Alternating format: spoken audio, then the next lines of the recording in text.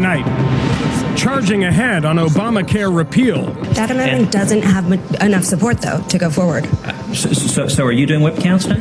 Paying drug users not to reproduce, and the new frontier of carbon capture.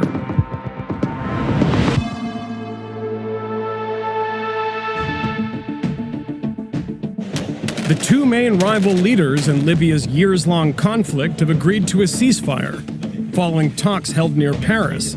They also committed to work toward holding presidential and parliamentary elections soon, though no specific date was set.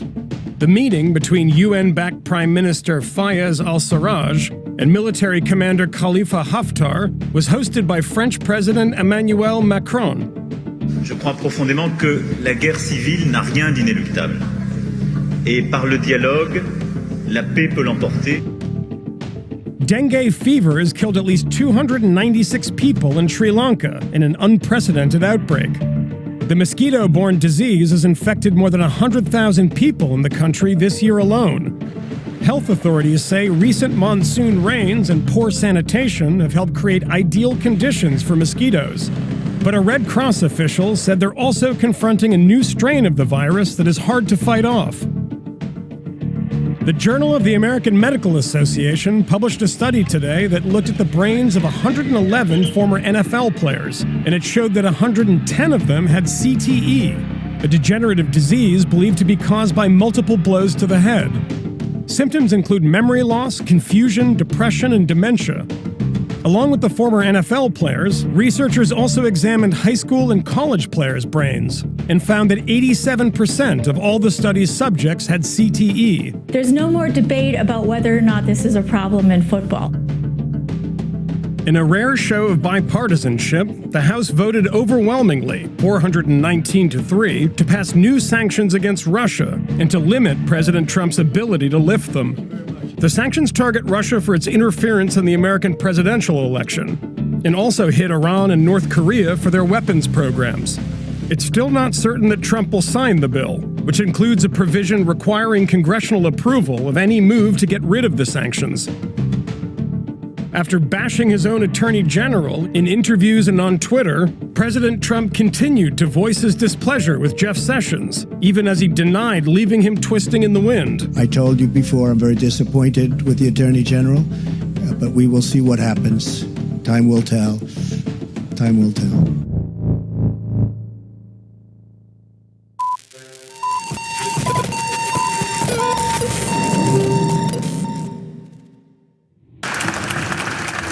Senator John McCain, battling brain cancer, returned to the Senate to vote in favor of opening debate on Obamacare repeal.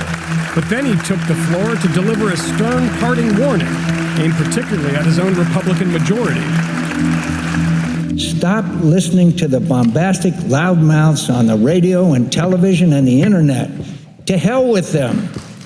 I will not vote for this bill as it is today. It's a shell of a bill right now. We all know that. We tried to do this by coming up with a proposal behind closed doors in consultation with the administration, then springing it on skeptical members, trying to convince them that it's better than nothing. That it's better than nothing? Whether or not we are of the same party, we are not the president's subordinates. We are his equal. But McCain's plea won't mean much for how the process plays out. With the Arizona senator's aye vote secured, Vice President Mike Pence broke a 50-50 tie to open the next assault on the Affordable Care Act over unified Democratic opposition. But even as they move forward, Senate Republicans still can't agree on what repeal should look like. Majority Leader Mitch McConnell has a plan to thread the needle, jam a modified repeal bill through the Senate, and then likely move it to what's called Conference Committee, where Senate and House Republicans would try to work out their differences and craft some kind of consensus proposal. That finished product, called the Conference Report, would then go back to each chamber for a final vote. It leaves a huge number of challenges ahead, but it may be the GOP's only option. Alexandra Jaffe explains. Mitch McConnell is going to give a bunch of Republicans the chance to offer up their preferred versions of a healthcare bill. But what he expects to be able to actually pass is a plan that's way smaller in scope. It could be as simple as removing some of the Obamacare provisions that Republicans hate most. Examples: getting rid of the law's tax on people who choose not to buy insurance, known as the individual mandate, the requirement that employers provide insurance, and the medical device tax. If it does pass, that bill, which people are calling the skinny repeal, could go to the conference committee, where members of the House and Senate would hammer out the rest of the details, behind closed doors. Near term, this is a smart move. It takes a lot of the political pressure off of Republicans by giving them more time. It lets them look like they've earned a win without actually getting much. But just repealing those taxes while leaving the rest of Obamacare in place would result in massive premium increases, according to the Congressional Budget Office. And skinny repeal doesn't even touch one of the biggest points of conflict for Republicans, Medicaid, which is how 74 million people in this country access health care. And it leaves us pretty much back where we started, with no Republican consensus on how to fix health care overall. Pretty much everyone knows that skinny repeal would be just a first step. But whether McCain's call for a return to the way things used to be done, with at least a semblance of bipartisan input, will have any impact is an unresolved question. I talked to one of the Senate's most conservative members about what he thinks could happen next. Can we chat about the skinny repeal plan? Does it do enough to bring down premiums or fix any of the issues with health care? We need to go forward. The final outcome is still unclear. We're going to have robust amendments on the floor of the Senate if we proceed to the bill. And I believe we can get to yes throughout this entire process. It's been rocky. But the key to getting to yes is focusing on lowering premiums. And I think the key to doing that are really two amendments that I introduced. One, the Consumer Freedom Amendment, which is critical to unifying Republicans and getting the job done. The Consumer Freedom Amendment protects your freedom as you, the consumer, to choose what health care you want without the federal government mandating what you have to buy. That amendment doesn't have enough support, though, to go forward. So are you doing whip counts now? So you still think you can pass it? I believe it will be passed into law. So just a repeal of those taxes that we're talking about when we talk about the skinny repeal is not enough for you? Look, if that's an initial bill that gets to conference, that's a step in the journey. What people care about is the final product. And what I'm interested in is results. It's what the American people expect of us. They've given Republicans majorities in both houses, and the White House, we got to deliver.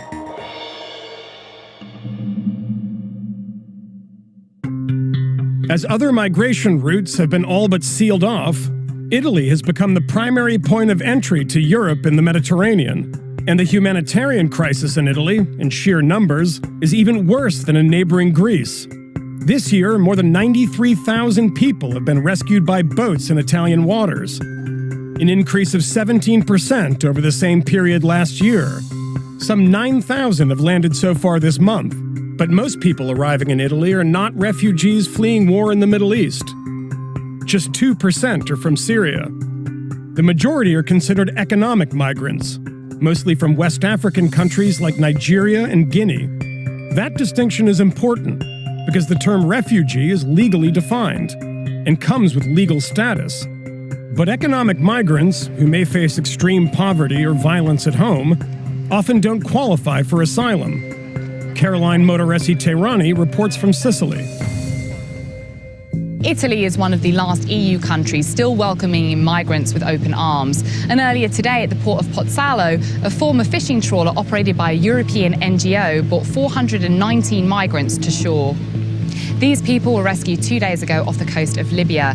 They're going to be taken to a detention centre where they'll be held for 48 hours or up to a month, just like 56,000 other migrants that have already arrived in Sicily this year. How easy was it for you to get work when you first came to Sicily? I came to Sicily because it's right from the one. I have no working. I don't have a job. So I'm just managing sometimes go to farm work to survive. Italy is in one of the worst economic downturns it's faced in years, and Italians are already starting to push back against the number of migrants the country is having to absorb into its already shaky economy.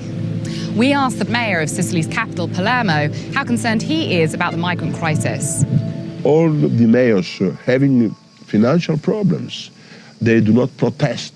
They know that the migrants are human beings having human rights. Italy shouldn't be dealing with this problem alone. There was a burden-sharing agreement in 2015 to relocate migrants throughout EU member states, but it's been slowly falling apart.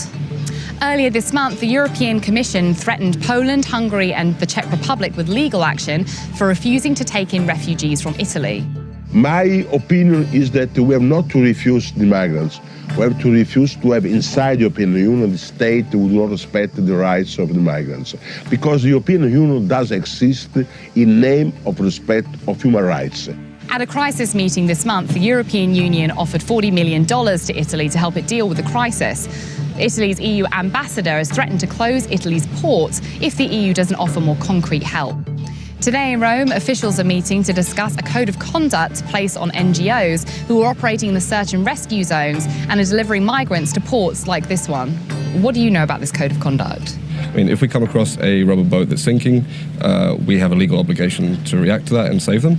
And also, there is already a voluntary code of conduct in place since last year that most of the NGOs have signed up to. I know that our organizations, the organizations we work with and work alongside, are professional and have done a really good job picking up a lot of the burden that's been left behind as the EU has pulled back its dedicated search and rescue. But as Italy and the rest of the EU keep fighting over what to do with the migrant crisis, the boats still keep coming. Today, over 1,000 migrants arrived in Sicily alone.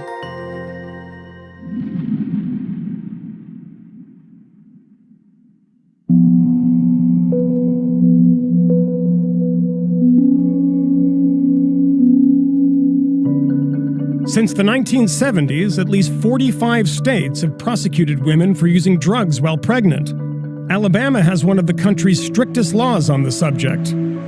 It's been used to prosecute women even before they've given birth. And one woman in Alabama is on a crusade to keep drug users from getting pregnant in the first place.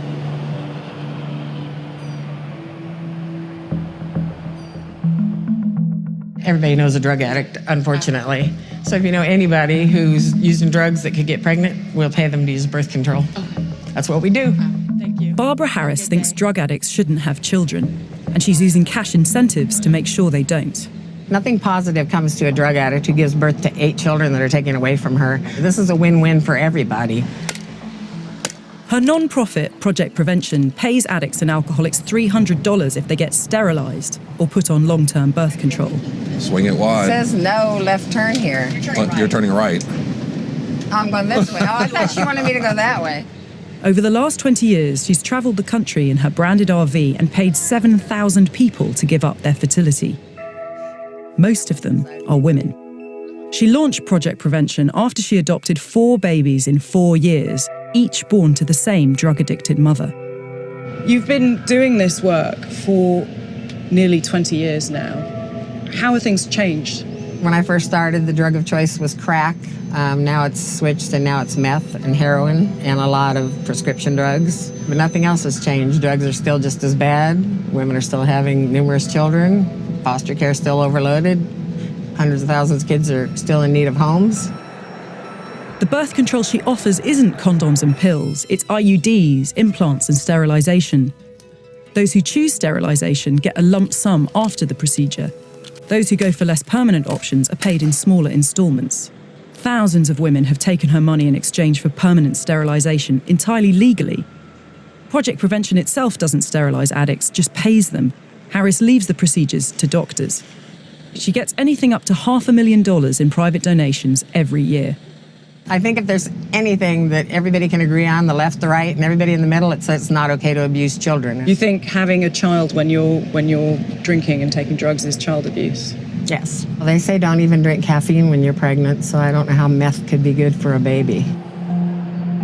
The US Department of Health and Human Services estimates 4.7% of women aged 15 to 44 use drugs while they're pregnant. And more than 32% of all children placed in foster care were removed from home because of their parents' drug or alcohol use. Harris made the 9-hour trip to Mobile when she heard about a local woman who'd been imprisoned for taking heroin while pregnant. She doesn't want drug users sent to jail. She wants them on long-term or permanent birth control. How is doing what you do without looking at the social causes that create a situation like this, how is that any more than a Band-Aid on a huge problem? But it's not a Band-Aid on the problem we're dealing with. We're solving the problem we're dealing with. We're preventing women who are strung out on drugs and alcohol from conceiving a child. Harris targets areas where she thinks addicts will congregate, like cheap motels, liquor stores, and methadone clinics. It's not even 11 a.m. when she meets 33-year-old Alicia Robinson, and Robinson already seems high. She has 7 children and used during all her pregnancies.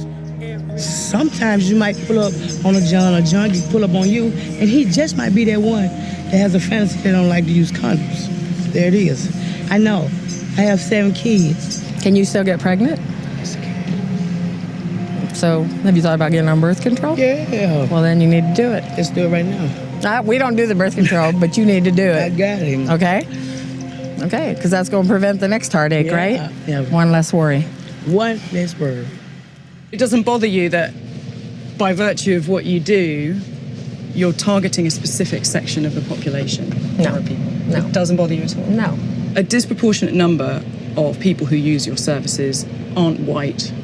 How do you respond to the claim that you are socially engineering? For somebody to hear about what we do and think we're only paying people of color is very racist, because they're assuming that all drug addicts are people of color, and that is not true. Is it really informed consent when they're in a chaotic situation? That's between them and the doctor. He has to decide whether he thinks they are able to get birth control. Nobody has a right to force feed any child drugs and then deliver a child that may die or may have lifelong illnesses. Nobody has that right.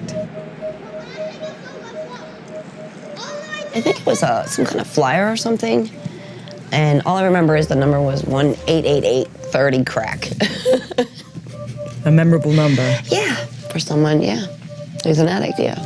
You can't forget it. Tina Boyd is a Project Prevention client who was sterilised 8 years ago. She's been clean since 2012, but most of her life has been spent using drugs, including when she was pregnant with her sons, Joey and Michael. Do you think that your drug use has affected them long term? I know it has. It's affected Joey. In what way? He has a receptive and cognitive delay. He doesn't understand a lot. They said that he'll probably have to live with someone the rest of his life, which hopefully will be me. I love you. He's a baby. After Joey was born, Boyd took Harris's cash in exchange for getting an IUD. But then Boyd decided to have another baby. After Michael was born addicted, she went back to Project Prevention to get paid for sterilisation. Do you ever have any second thoughts? No. Not even when your youngest son says he wants a little sister? Could you have it and then I'll give it back to you? I can't be him. I can't. Look, I'm there, I can't. Just listening to you, it makes me feel like you don't believe in yourself. I believe in my limitations. God forbid, if you guys had brought drugs with you, I can't say that I wouldn't have sniffed them out. You know, and I don't want to live like that. I don't want my children to have to live like that. Would you like the ability to be able to do things differently? Oh, God, yes. Are you kidding? Yes, everything. Everything. Everything. Barbara Harris's greatest impact is in perpetuating really destructive and kind of cruel myths about pregnant women and their children. Lynn Paltrow heads up the National Advocates for Pregnant Women. She's been a critic of Barbara Harris's work for over 20 years. You're assuming every woman that's a drug addict is looking for treatment. They're not. Paltrow works with Mary Barr, a social justice advocate, former addict, and mother who used drugs when she was pregnant with both her kids. I have 2 children who are incredibly healthy, were born healthy. They're 26 and 25, and they're very amazingly successful. If you had met Barbara during the height of your addiction, what would you have thought of that offer? I would have taken it because $300, at all at once, that meant for me 3 nights of sleeping indoors. Paltrow says it's the world the children of addicts are born into that leaves them so disadvantaged, not the substances they were exposed to. When you talk to the medical researchers, the great news is that none of the criminalized drugs cause unique, permanent, terrible damage. 3% of all women give birth to babies that have what are called serious birth defects. None of that has anything to do with the criminalized drugs. Do you think Barbara Harris has quite a static view of addicts and addiction, that once you're an addict, you're always an addict. Yes, and she's not the only one.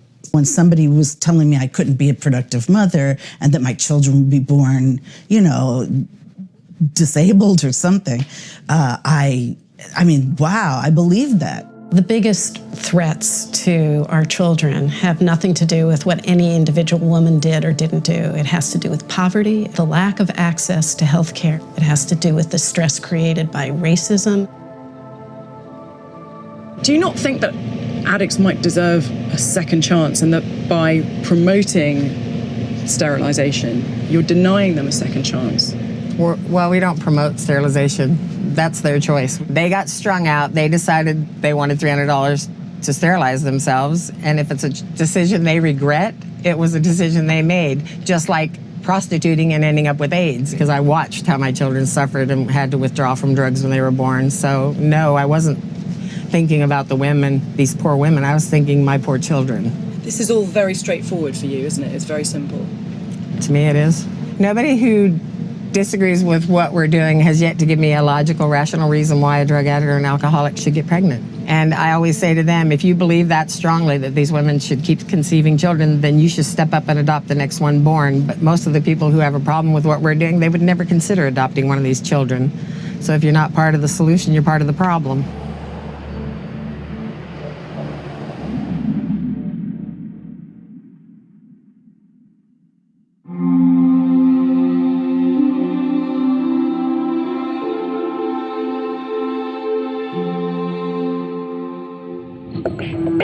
A new climate study out today estimates that significant human carbon emissions actually began more than 100 years before scientists previously thought. That could move the tipping point for irreversible temperature rise even closer. One of the primary causes of human-driven climate change is industrial farming, but a new form of agriculture could reverse that trend. Underwater groves of carbon-eating kelp.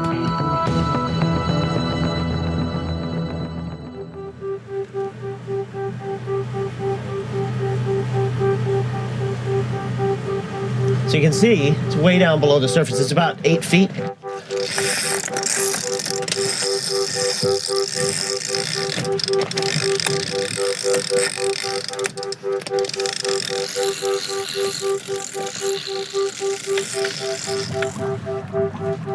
Okay, so here's our kelp. This, for a fisherman, it's kind of weird to grow plants. Yeah. But this is the future. Good. So fertilizer. Yeah. Fertilizer, and then you get the good food. stuff. That's, we should be chanting. Fertilizer, food. A few years ago, Brent Smith lost his oyster business to Hurricane Sandy. The storm wiped him out. So the lifelong fisherman started looking for a crop that could withstand a storm, and landed on kelp, a type of seaweed that's popular in Asia, but that hasn't caught on in America. Today, he spends most of his time evangelizing the crop he says could feed the planet and heal our oceans. What are the benefits of kelp farming specifically? We soak up 5 times more carbon than land-based plants. Okay. We filter nitrogen out of the water column.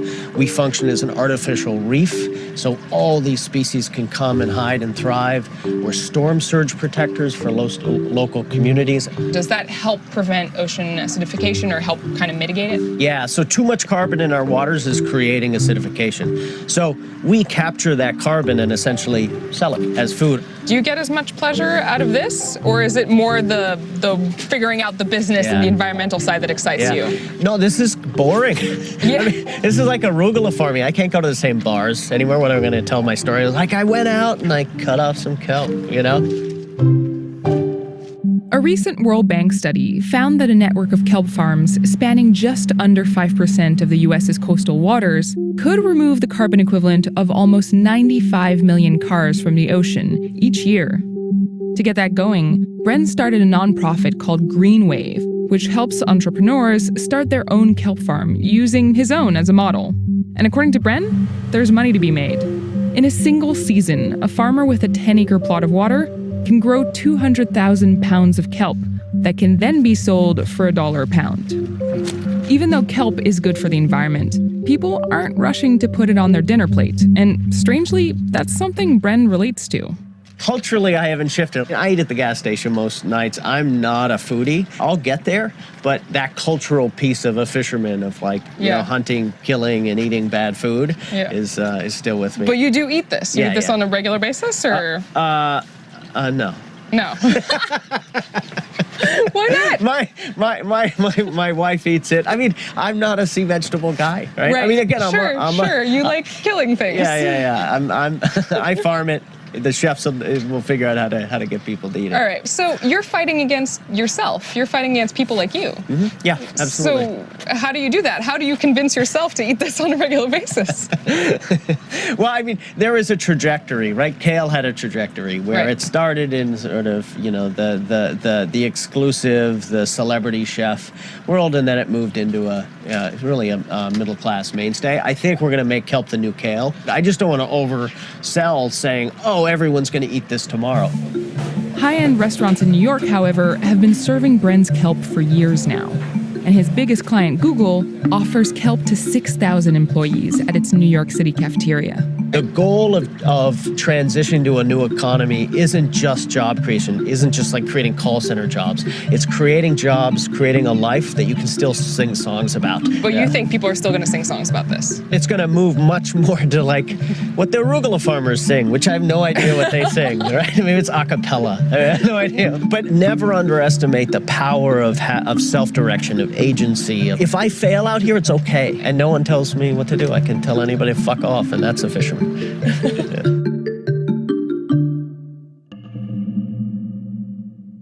That's Vice News Tonight for Tuesday, July 25th.